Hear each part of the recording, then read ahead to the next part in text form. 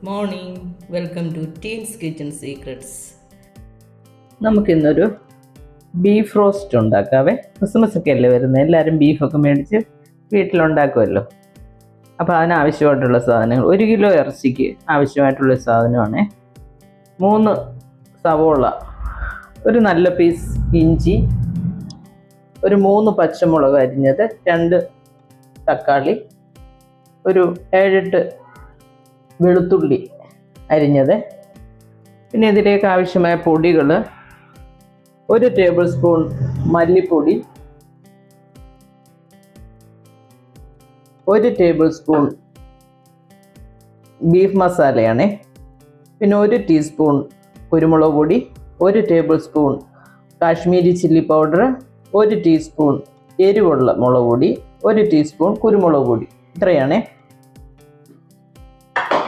Beef നന്നായിട്ട് കഴുകി ഇവിടെ വെച്ചിട്ടുണ്ട്. ഇനി ഇത് നമുക്ക് ബീഫ് ആദ്യം വേവിച്ചെടുക്കണ്ടേ. ഇതൊരു കുക്കറിലേക്ക് ബീഫ് ഇട്ട് കൊടുക്കാവേ. എന്നിട്ട് ഈ ബീഫ് കുറച്ച് ഉപ്പും ഒരു സ്വല്പ കുരുമുളക് പൊടിയും കൂടി ഇട്ട് ഞാൻ ആദ്യം ഒന്ന് വേവിച്ചെടുക്കുവേ. ഓരോ ബീഫിനും ഓരോ വേവാണ് കേട്ടോ. പിന്നെ കുക്കറിനെ ആശ്രയിച്ചുമൊക്കെ ഇരിക്കും. ഞാനിവിടെ ആദ്യത്തെ വിസിൽ വന്നു കഴിയുമ്പം ഒരു 10 മിനിറ്റ് സിമ്മിലിട്ടങ്ങ് വേവിക്കും. അപ്പോൾ ഇത് നന്നായിട്ട് കുക്കാവും. ഒരു 3/4 ഭാഗം അന്നേരം കുക്കാവും.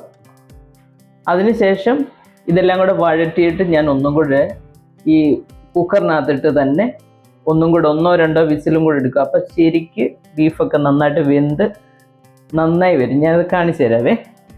ഇതിനാവശ്യമായിട്ടുള്ള ഉപ്പിട്ട് കൊടുക്കണം. ഉപ്പ് അധികം ആദ്യം ഇടണ്ട, പിന്നെ നമുക്ക് വേവുമ്പം വേണോ വേണ്ടേ എന്ന് നോക്കിയിട്ട് നമുക്ക് ഇട്ടാൽ മതി.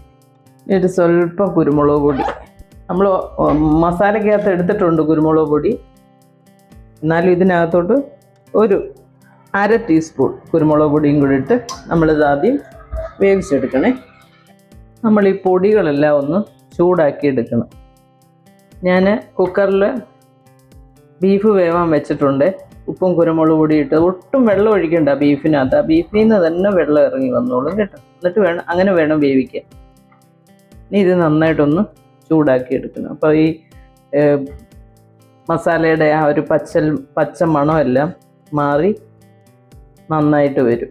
എന്നിട്ടേ ഞാനത് വഴറ്റുന്ന കൂട്ടത്തിൽ ഇടത്തുള്ളൂ.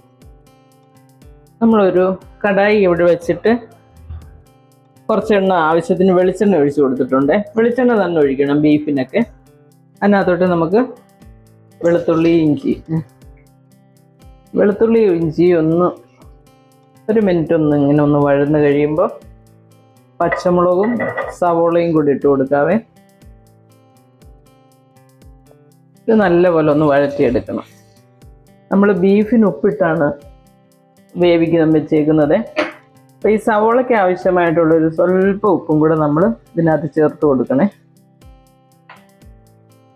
അപ്പോൾ പെട്ടെന്ന് വഴന്നും കിട്ടും. ഇതൊക്കെ എല്ലാവർക്കും അറിയാവുന്ന കാര്യം, എന്നാലും അറിയാൻ വയ്യാത്ത കുട്ടികളുണ്ടെങ്കിൽ ഞാനൊന്ന് പറഞ്ഞു തരുന്നതേ ഉള്ളൂ കേട്ടോ. സ്വല്പം കറിവേപ്പിലയും കൂടെ നമുക്ക് ഇട്ട് കൊടുക്കാം. ബീഫ് ഞാനിപ്പോൾ ഒരു വിസിൽ വന്നു കഴിഞ്ഞ് ഒരു 10 മിനിറ്റ് സിമ്മി വെച്ച് വേവിച്ച് വെച്ചേക്കുവാണേ. അതിൻ്റെ ആവി തന്നെത്താനെ മാറിക്കഴിയുമ്പോൾ തുറന്ന് നോക്കി അത് വെന്തോ ഇല്ലയോ എന്ന് നോക്കണം. വെന്തില്ലെങ്കിൽ നമുക്ക് ഒരു വിസിലും കൂടെ അടിക്കുകയോ എന്തെങ്കിലും ചെയ്യാം കേട്ടോ. ഇത് നന്നായിട്ടൊന്ന് വഴന്ന് വരട്ടെ.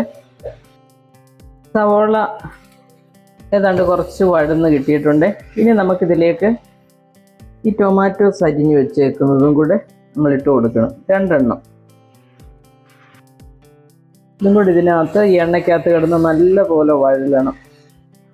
വഴന്ന് ഇതിൻ്റെ ആ ഒരു പച്ച ചുവ മാറണം ഈ ടൊമാറ്റോസിൻ്റെയും കേട്ടോ. നമ്മൾ പൊടികളെല്ലാം ആദ്യം തന്നെ നന്നായിട്ട് വഴറ്റി വെച്ചേക്കുക, ചൂടാക്കി വെച്ചേക്കുക. അതുകൊണ്ടാണ് ആദ്യം ഞാൻ പൊടി ഇടാത്തത്. സാധാരണ നമ്മൾ കറി വെക്കുമ്പോൾ ആദ്യം പൊടിയിട്ട് വഴറ്റി അതിൻ്റെ ആ ഒരു പച്ച ചുവയൊക്കെ മാറിയിട്ടാണ് നമ്മൾ ടൊമാറ്റോസ് ഇടുന്നത്. ഇതിപ്പോൾ ഞാൻ പൊടിയെല്ലാം വറുത്ത് വെച്ചേക്കുന്നതുകൊണ്ട് ആദ്യം ഞാൻ ടൊമാറ്റോസ് ഇട്ടാണ് നന്നായിട്ട് വഴറ്റുന്നത്. കറിവേപ്പിലയൊക്കെ നമുക്ക് ആവശ്യത്തിന് ഇട്ട് കൊടുക്കുക. അത് നല്ലതാണ്. ബീഫിനകത്തും മീനകത്തും ഒക്കെ കറിവേപ്പില നന്നായിട്ട് കിടക്കുന്നത്. അല്ല, സവോളയും എല്ലാം നന്നായിട്ട് വഴന്ന് കിട്ടിയിട്ടുണ്ട്. ഇനിയിപ്പോൾ നമുക്കിതിനകത്തോട്ട് പൊടി ചേർത്ത് കൊടുക്കാവേ. നേരത്തെ ചൂടാക്കി വെച്ചിരുന്ന പൊടികൾ ഇതും കൂടി ഇട്ട് നന്നായിട്ടൊന്ന് വഴറ്റണം. പൊടി ഇട്ട് കഴിയുമ്പോൾ നമ്മൾ സിമ്മിലേക്ക് മാറ്റിയേക്കണേ. ഇത് അധികം നേരം വഴറ്റണ്ട, നമ്മൾ നേരത്തെ അത് ശരിക്കും ചൂടാക്കി വെച്ചേക്കുന്നതുകൊണ്ട് ജസ്റ്റ് ഒന്ന് 1 മിനിറ്റ് ഒന്ന് വഴറ്റി കൊടുത്താൽ മതി. നമ്മൾ ഇറച്ചി വെന്ത് വെച്ചേക്കുക, അതായത് ഒരു 1/4 ഭാഗം വെന്തിട്ടുണ്ട്. 10 മിനിറ്റ് വേവിച്ചിട്ട് വെച്ചേക്കുന്നതാണ്. അതിനകത്തോട്ട് ആ കുക്കറിലേക്ക് തന്നെ നമ്മൾ ഈ ഒരു സവോളയും എല്ലാം കൂടെ വഴറ്റിയത് അതിനകത്തോട്ട് ഇട്ട് കൊടുക്കണം. ഇനി ഇതിനകത്തോട്ട് ഇത് ചേർത്ത് കൊടുക്കാം.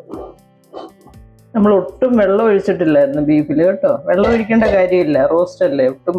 പക്ഷേ ഇതിനകത്ത് ആവശ്യത്തിന് ആ ഇറച്ചിയിൽ നിന്ന് ഇറങ്ങി വരുന്ന വെള്ളം നന്നായിട്ടുണ്ട് കേട്ടോ. പക്ഷെ നല്ലപോലെ ഗ്രേവി കിട്ടുന്നുണ്ട്. ഇനി ഇത് നമുക്ക് അടച്ചു വെച്ചിട്ട് ഒരു 2 വിസിൽ വരുന്നിടം വരെ വേവിക്കണം. ഈ സമയം ഉപ്പൊക്കെ നോക്കിക്കോണേ.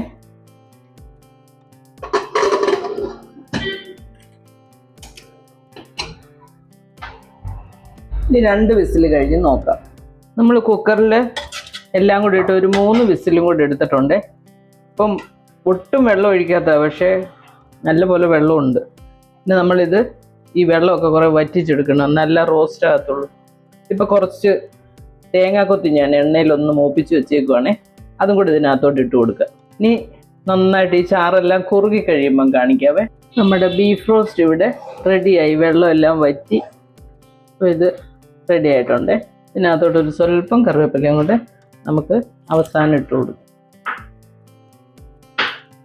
ഇനി ഒരു ബൗളിലോട്ട് അങ്ങ് മാറ്റിയാൽ മതിയേ. നമ്മുടെ ബീഫ് റോസ്റ്റ് ഇവിടെ ശരിയായിട്ടുണ്ട്. ഇത് ചോറിൻ്റെയും ചപ്പാത്തി, പൊറോട്ട, ഇടിയപ്പം, പുട്ട് എല്ലാത്തിൻ്റെയും കൂടെ പോകും കേട്ടോ. നിങ്ങളെല്ലാവരും ഒന്ന് ട്രൈ ചെയ്യണം. വളരെ ടേസ്റ്റി ആയിട്ടുള്ള ഒരു ഡിഷാണ്. ക്രിസ്മസിനൊക്കെ നമുക്ക് പാലപ്പത്തിൻ്റെ കൂടെയൊക്കെ നന്നായിട്ട് പോകുന്ന ഒരു ബീഫ് റോസ്റ്റായത് കേട്ടോ. എല്ലാവരും ട്രൈ ചെയ്യുക. അടുത്തൊരു വീഡിയോ ആയിട്ട് അടുത്ത ദിവസം വരും. Thank you.